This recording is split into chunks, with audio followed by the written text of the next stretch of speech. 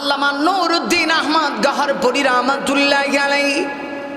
আমি যার কথা এতক্ষণ যাবৎ বলতেছিলাম, এত বড় বুজুর্গ ছিলেন আমার ভাইরা। আজ থেকে প্রায় 35 বছর আগে ওই যে জামালপুর অঞ্চলে তিনি মাহফিল করার জন্য গিয়েছেন। আল্লাহর ওলি হযরত গহরপুরী রাহমাতুল্লাহি আলাইহি রাতের বেলা 12টায় মাহফিল শেষ করলেন। শেষ করার পরে ওই যুগ তো এত উন্নত ছিল না, রাস্তাঘাটে চলাচল যোগাযোগ মাধ্যম এত উন্নত ছিল না। আল্লাহর ওলি 12টায় মোনাজাত দিয়া মাদ্রাসার মুতামিম সাহেবকে বলতেছেন, মুতামিম আমাকে একটু এগিয়ে দাও কয়েকজন ছাত্র দিয়ে, আমি সিলেটে গিয়ে 1:30টায় আমি খতমে বুখারীতে অংশগ্রহণ করব, খতমে বুখারীর মাহফিলে অংশগ্রহণ করব। সবাই আশ্চর্য হয়ে গেছে, যদিও সবাই আশ্চর্য হয়েছে, কিন্তু মাদ্রাসার মুতামিম সাহেব আশ্চর্য হয় নাই, কারণ সে ছিল হুজুরের ছাত্র। সে ভালো করে জানতো হুজুর যে একজন বুজুর্গ, হুজুর যে আধ্যাত্মিক পাওয়ার হুজুরের রয়েছে। কারণ যদিও ওই যুগে জামালপুরে তো এখনো কোনো বিমানবন্দর নাই, হেলিকপ্টার নাই, কিন্তু সে জানতো আল্লাহর ওলি গহরপুরী রাহমাতুল্লাহি আলাইহির জীবনে এমন হাজারো ঘটনা রয়েছে, কারামত রয়েছে। তিনি গাড়ি ছাড়া, বিমান ছাড়া সরাসরি তিনি দীর্ঘ পথ মুহূর্তের ভিতরে আল্লাহর উপর ভরসা করে তিনি পাড়ি দিতেন। ভাইরা আমার, সবাই আশ্চর্য হয়ে গেছে, কি বলে হুজুর? মাদ্রাসার মুতামিম সাহেব ডেকে ডেকে বলে, না না না, বাধা দিও না, তোমরা হুজুরকে যাইতে দাও। মাদ্রাসার মুতামিম সাহেব একটা হারিকেন, তখনকার যুগে মানুষ হারিকেন জ্বালায়া মানুষ রাত্রিবেলা রাস্তা চলাচল করত, বৈদ্যুতিক ব্যবস্থাও তো ছিল না। একটা হারিকেন জ্বালায়া কয়েকজন ছাত্র দিয়া, শহর অঞ্চল এলাকা ছিল নদীর পারে পারে, হুজুর বললেন, হুজুর বলে দিলেন, মাদ্রাসার মুতামিম সাহেব বলে দিলেন, ছাত্রদেরকে যাও কিছু দূরে এগিয়ে দিয়ে তোমরা পিছন দিক থেকে চলে আসবা। হুজুর যখন বলবি আর তোমরা সামনের দিকে তাকাইবা না, আর তোমরা না তাকায়া হুজুর বলার সাথে সাথে তোমরা আবার রাস্তা পাল্টায়া আবার তোমরা চলে আসবা। এই কথা শুনে মাদ্রাসার ছাত্ররা হারিকেন হাতে নিয়ে হারিকেন জ্বালায়া গহরপুরী রাহমাতুল্লাহি আলাইহি নদীর চর অঞ্চলে কিছু দূরে এগিয়ে দিয়া হযরতজি গহরপুরী বললেন, বাবারা তোমরা চলে যাও। আমার মায়েরা ছাত্র এবার রওনা হয়ে গেছে, হুজুরের পথে চলছেন। সারা রাত চলে গেল। পরের দিন সকালবেলা সিলেটে ফোন দিলেন, মাদ্রাসার বড় হুজুর ফোন দিয়া জিজ্ঞাসা করলেন, গহরপুরী হুজুরকে রাত্রিবেলা সিলেটে পৌঁছায় গেছিলেন কিনা?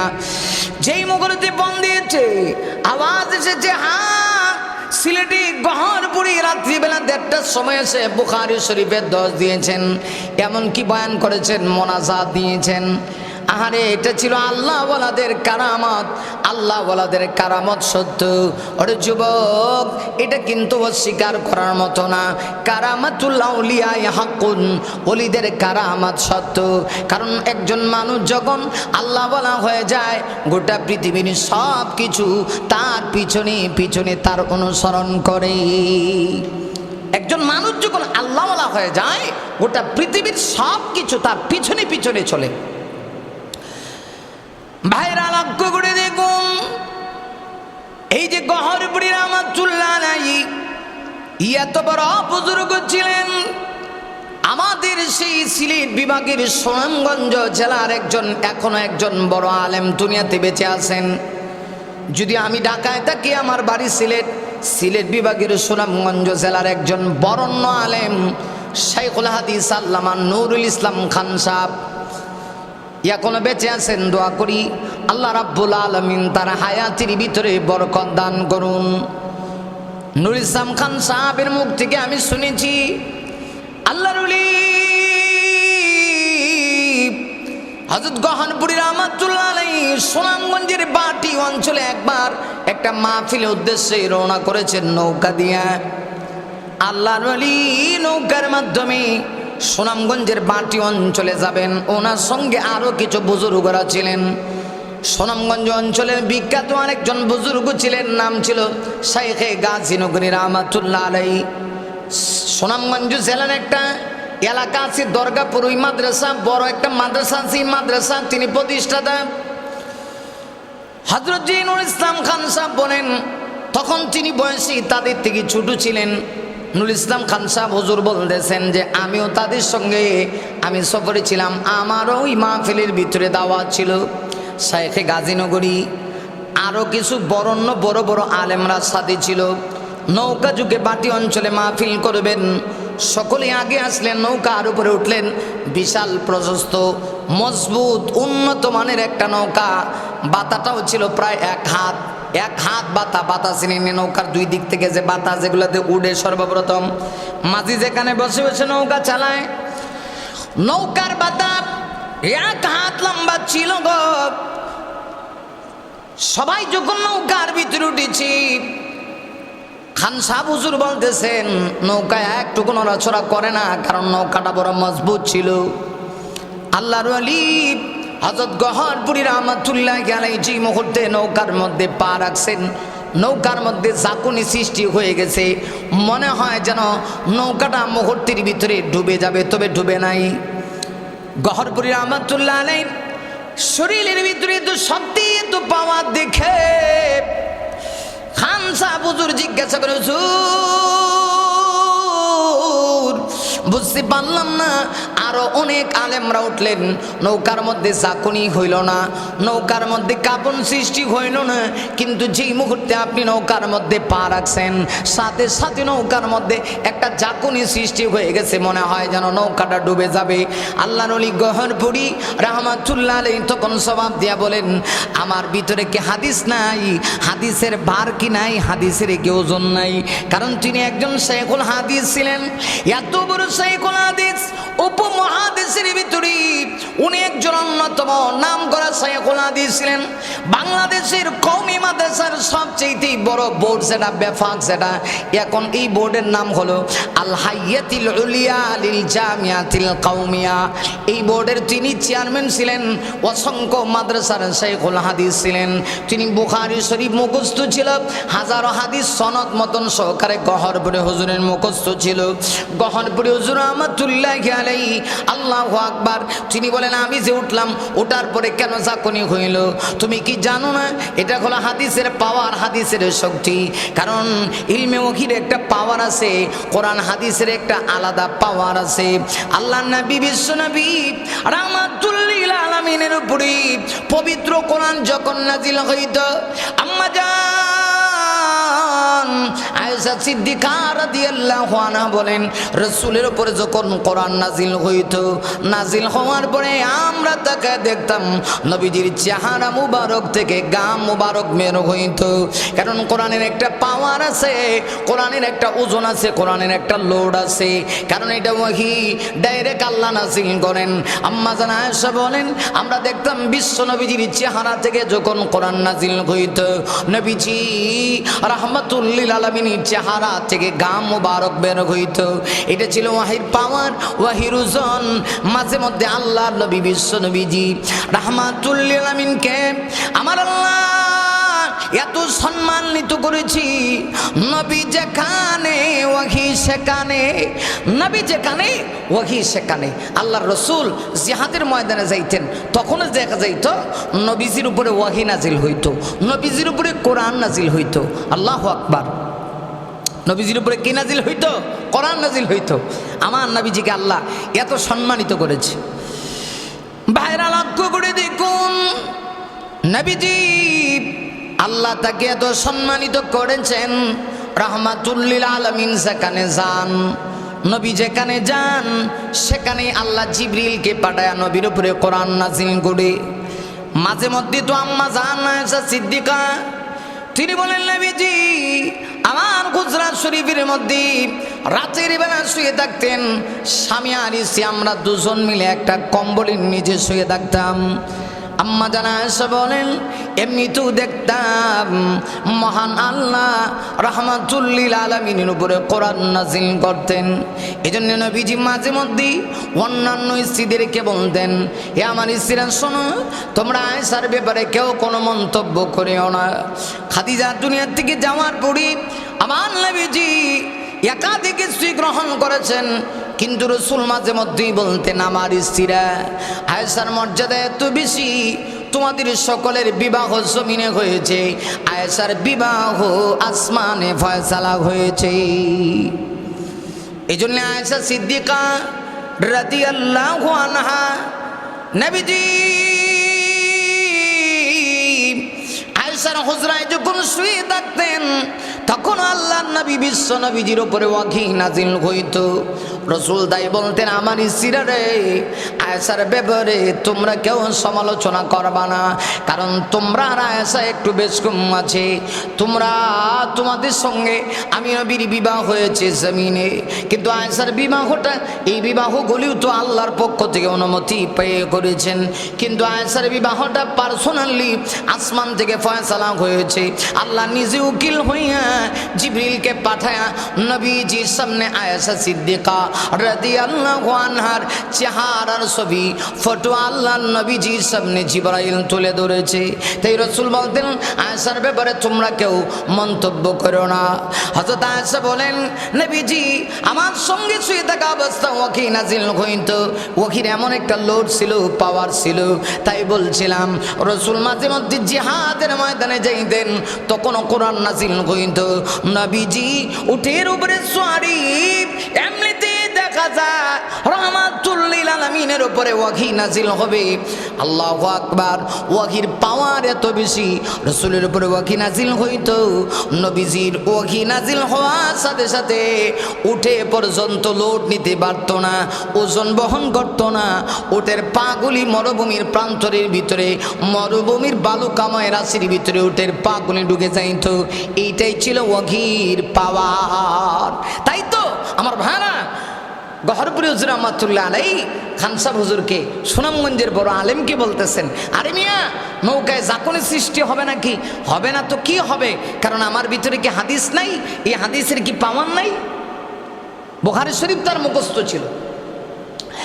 ভাইরা আমার, গহরপুরি রহমাতুল্লাহ আলাইহি হাজার ঘটনা আছে, কয়টা ঘটনা বলবো। হযরত গহরপুরি রহমাতুল্লাহ আলাইহি একবার সিলেট বিভাগের হবিগঞ্জ জেলায় গহরপুরি রহমাতুল্লাহ আলাইহি মাহফিল করার জন্য গিয়েছেন। রাতের বেলা মাহফিল শেষ হয়ে গিয়েছে, এমনিতেই তিনি হঠাৎ করে বলতেছেন মাহফিল কমিটিকে, আমি আর এই জায়গায় থাকবো না, আমি মাদ্রাসায় চলে যাব। আমার ভাইরা, এই তো চুনারুঘাট আর সিলেটের গহরপুর মোটামুটি অনেক দূরত্ব। সিলেট বিভাগের হবিগঞ্জ জেলার শায়েস্তাগঞ্জ মোড় থেকে স্পেশাল গাড়ি দিয়েও যদি অন্তত পক্ষে সিলেট যাওয়া হয় 100 কিলোমিটারের মতো রাস্তায় অন্তত 1 ঘন্টা 1 ঘন্টা সময় এই যুগে লাগে। আর ওই যুগে তো আপনারা জানেন যে রাস্তাঘাট আর যোগাযোগ ব্যবস্থা এত ভালো ছিল না, অন্তত 3-4 ঘন্টা সময় লাগতো। উন্নত মানের গাড়িও তো তখন পাওয়া যাইত না। ভাইরা আমার, মুড়ির টিন চিনেননি? মুড়ির টিন দেখতেন, মুড়ির টিন কিছু বাস আছে, এর ঘন্টার পর ঘন্টা টেক্কের টেক্কের টেক্কের টেক্কের টেক্কের টেক্কের করে এরা 1 ঘন্টা জায়গায় 5 ঘন্টা লাগায় এরপরে যাইত। অনেক সময় দেখা যায় যে যাত্রী মাশাআল্লাহ রাস্তার মধ্যে গিয়ে কোথাও একজন যাত্রী দেখছে যে এই লোকটা বাথরুমে গেছে, খাড়ায় তাই বাথরুমের সামনে যাত্রী লয়ে যাইব। ভাইরা লক্ষ্য করে দেখুন, মাহফিল কমিটি আশ্চর্য হয়ে গেছি, হুজুর এত রাত্রিবেলা কেমনে যাবি? হুজুর রাস্তাঘাটে তো তেমন কোনো গাড়িও নাই।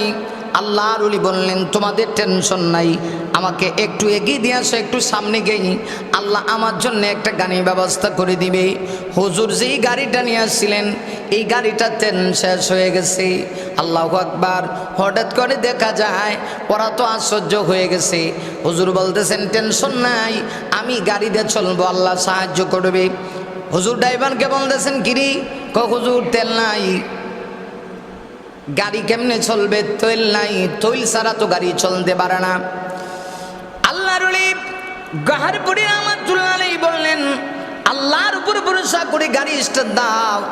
গাড়ি স্টার্ট দেওয়া হয়েছে, মুহূর্তের ভিতরে দেখা যায় ওরাও আশ্চর্য হয়ে গেছে, যে গাড়ি চলে না স্টার্ট দেওয়ার সাথে সাথে গাড়ি চলতে আরম্ভ হয়ে গেছে। আল্লাহর ওলি গহরপুরি রহমাতুল্লাহ আলাইহি ড্রাইভারকে বললেন শোনো, তুমি পিছনের দিক দিয়ে তাকাইবা না, তুমি চলতে থাকো চলতে থাকো।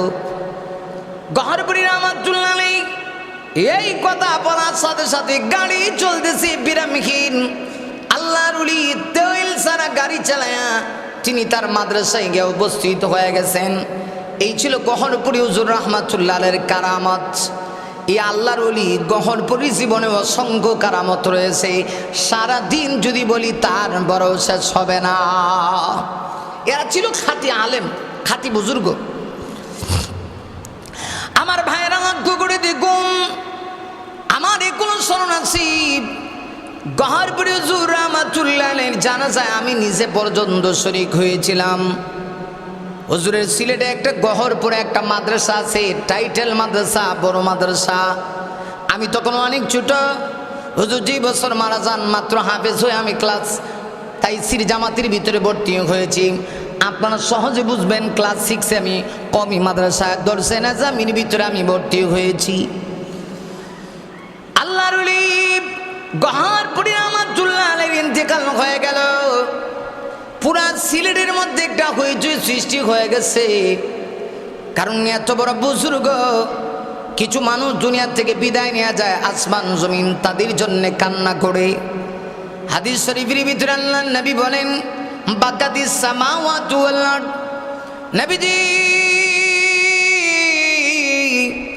হাদিসের ভিতরেই বলেছেন কোন আল্লাহ ওয়ালা কোন ব্যক্তি যদি মারা যায় আসমান জমিন তার জন্য কান্না করে, বন জঙ্গলের পশু পাখিরা পর্যন্ত তার জন্য কান্না করে, এমনকি রহমতের ফেরেশতারা পর্যন্ত তার জন্য কান্না করে।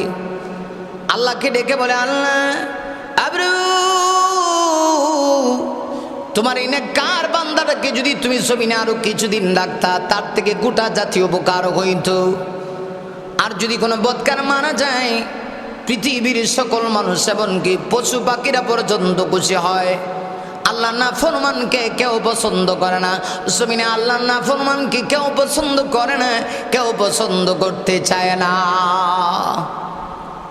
কেউ পছন্দ করে না। আল্লাহ না ফরমানকে কেউ পছন্দ করে না। আর আপনি আল্লাহওয়ালা হয়ে যান, আপনি যখন আল্লাহওয়ালা হয়ে যাবেন তখন এই পৃথিবীর সব কিছু আপনাকে পছন্দ করবে, আপনাকে লাইক করবে। জমিনটাই তো আল্লাহওয়ালাদের জন্যে, ওলিদের জন্যে। ইসলামই তো পেয়েছে আল্লাহওয়ালাদের বদৌলতে। এমন জীবন তুমি করিবে গঠন, মরিলে হাসিবে তুমি কাঁদিবে ভুবন। আরে যুবক, এজন্যই তো কবি বলি এমন জীবন তুমি গঠন করো যে জীবন গঠন করার কারণে মৃত্যুর সময় তুমি কান্না করবে, মৃত্যুর সময় তুমি হাসবে, পৃথিবীর সকল মানুষ তোমার জন্য কান্না করবে। এমন জীবন তুমি করিবে গঠন, মরিলে হাসিবে তুমি কাঁদিবে ভুবন। কবি বলে ওরে আল্লাহর বান্দা শোনো, এমন জীবন তুমি গঠন করো মৃত্যুর সময় তুমি হাসতে হাসতে দুনিয়া থেকে যাবে, আর দুনিয়ার সকল মানুষ তোমার জন্য কান্না করবে। না না না, আর যদি তোমার জীবনে এমন না হয় গো তুমি বড় হতভাগ্য, দুনিয়া থেকে যাওয়ার সময় তুমি কাঁদবে, পৃথিবীর সকল মানুষ তোমার জন্যে তুমি দুনিয়া থেকে যাওয়ার কারণে হাসবে। আমি নিজে গহরপুরী রহমাতুল্লাহ আলাইহির জানাজায় শরীক হয়েছি। সিলেট শহর থেকে নিয়ে গহরপুর এলাকা পর্যন্ত লুকে লুকারণ্য হয়ে গেছে। আমি যে শুধুমাত্র আপনাদেরকে শোনাচ্ছি তা না, আপনার যাচাই বাছাই করে দেখবেন। গহরপুর এলাকায় গিয়ে আপনারা জিজ্ঞাসা করবেন আল্লাহর ওলি যখন ইন্তেকাল হয়ে গেল মনে হয় যেন আসমান জমিনের মধ্যে একটা নাড়া পড়ে গেছে। হায়, জানাজার ভিতরে এত লোক হয়েছে, শুধুমাত্র মানুষ হয়েছে তা না, মানুষ দেখা যাচ্ছে অনেক মানুষ গাছের ডালে পর্যন্ত গিয়া দাঁড়াইছে, জায়গা হয় না। আমি শুনেছি অনেকেই বলেছে গহরপুরী রহমাতুল্লাহ আলাইহির জানাজায় নাকি ফেরেশতা পর্যন্ত হাজির হয়ে গেছে। আমি নিজের কানে শুনছি, অনেকে বলছে মনে হয় আল্লাহর রহমতের ফেরেশতা হাজির হয়ে গেছে, মনে হয় নয়, শুধু ফেরেশতা হাজির হয়েছে তা নয় গো, অনেক জিন নাকি তার জানাজার নামাজে হাজির হয়েছে। হাজির তো হবেই। হযরত জি গহনপুরী রাহমাতুল্লাহ আলাইহি তিনি শুধু মানুষদেরকে পড়াইতেন তা না, আমরা শুনেছি যাদের কাছে শুনেছি যারা হুজুরের একান্ত সাগরিদ, হুজুরের কাছে বুখারী পড়েছে, তারা বলতো হুজুর মাঝে মধ্যে আমাদেরকে বুখারী শরীফ পড়ায়া তিনি বের হয়ে যাইতেন আর বলতেন তোমাদেরকে শুধু পড়াই তা না, আমি আরেকটা জাতি অর্থাৎ জিন জাতিকেও আমার পড়াইতে হয়। গহনপুরী রাহমাতুল্লাহ আলাইহি জিন জাতিকেও তিনি বুখারী শরীফ পড়াইতেন। এরাই ছিল আমাদের আল্লাহওয়ালা বুজুর্গ। আমার ভাইরা, অসংখ্য অগণিত ঘটনা গহনপুরী রয়েছে। হযরত গহনপুরী রাহমাতুল্লাহি আলাইহি মাঝে মধ্যে এমন হইতো খেওয়ার কাছে যখন তিনি যাইতেন নদী পার হওয়া লাগে, নদী পার। আল্লাহর ওলি একদিন মাহফিল কইরা সিলেট এলাকার একটা থানার নাম হলো বালাগঞ্জ থানা। আমার ভাইরা, সিলেট যারা গিয়েছেন তারা বলতে পারবেন। ভাইরা আমার, সিলেটের একটা থানা, যে থানার নাম হলো বালাগঞ্জ থানা। এই বালাগঞ্জ থানায় যখন তিনি মাহফিল করার জন্য যাবেন, মাঝখানে নদী, খেওয়া আছে, খেওয়া গুদারা ফাড়ি দেওয়ান লাগে, গুদারা বুঝেননি, গুদারা ফাড়ি দেওয়ান লাগে। আল্লাহর ওলি গহনপুরী রাহমাতুল্লাহি আলাইহি যখন গেলেন, খেওয়ার মধ্যে মাঝি নাই, নৌকা ওই পারে কেমনে নদী পার হইবেন। সাথে তার সাগরিদ ছিল, মুহিব্বিন ছিল। হুজুর কেমনে পার হইবেন?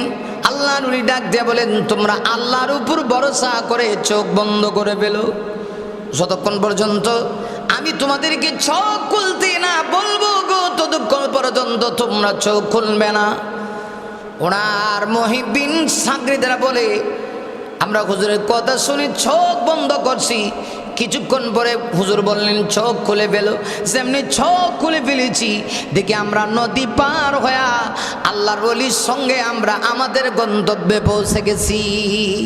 হাজারো ঘটনা গহরপুর হুজুর রহমাতুল্লাহ আলাইহির কারামাতুল আউলিয়া, ওলিদের কারামত, এগুলো অবিশ্বাস করার মতো কিচ্ছু নাই।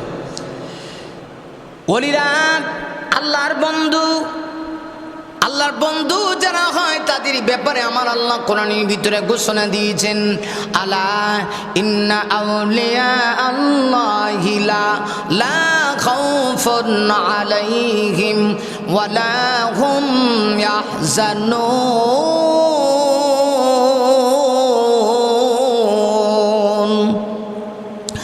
ভাইরা, আল্লাহ রাব্বুল আলামিন বলেন সাবধান জেনে রাখো, নিশ্চয়ই যারা আমার বন্ধু, আমার যারা বন্ধু, আমার যারা আউলিয়া, ওলি শব্দের বহু বচন হলো আউলিয়া। আল্লাহ বলেন লা খাউফুন আলাইহিম, তাদের উপরে কোনো ভয় নাই গো, ওয়ালা হুম ইয়াহজানুন, এদের কোনো চিন্তা নাই। আল্লাহ ওয়ালাদের দুনিয়াতেই কোনো ভয় নাই, টেনশন নাই, এমনকি পরকালেও তাদের কোনো টেনশন নাই। ভাইরা আমার, এইরকম বুজুর্গ যারা ছিলেন তাদের পা যেখানে পড়েছে, ওলিয়া উলিয়াদের পা যেখানে পড়েছে ওই এলাকা আবাদ হয়ে গেছে। কিছু বুজুর্গ তো এমন ছিলেন দুনিয়াতে পয়সা, তারা যদি আসমানের দিকে তাকাইছে টাস টাস করে আসমানের দরজাগুলি খুলে গেছে।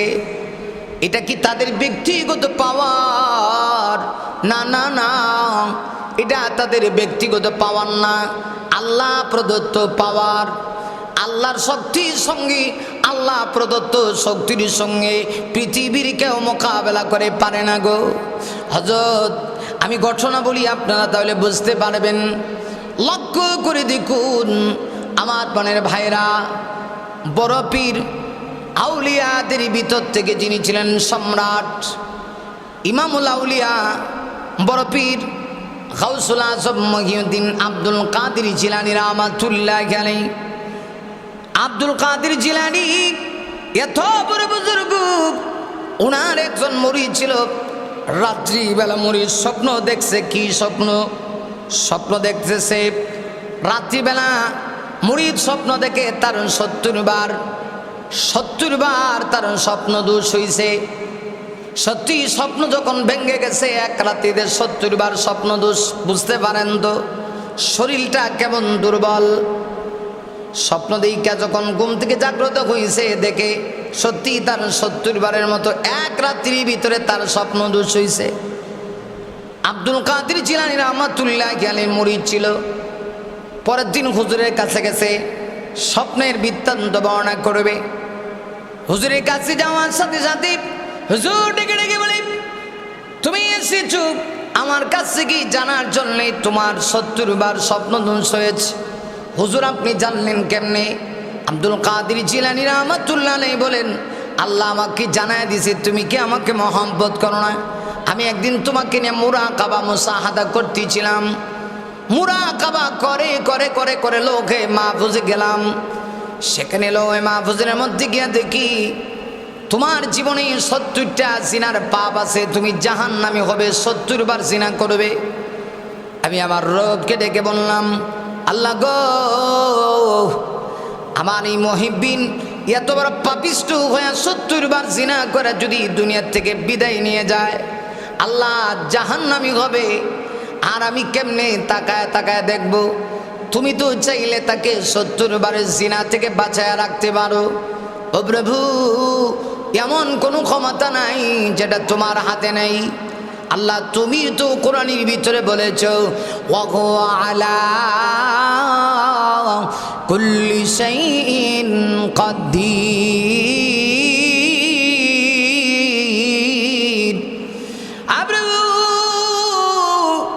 আল্লাহ তুমি তো কোরআনে বলেছ তুমি সর্বশক্তিমান, তুমি কুদরতওয়ালা।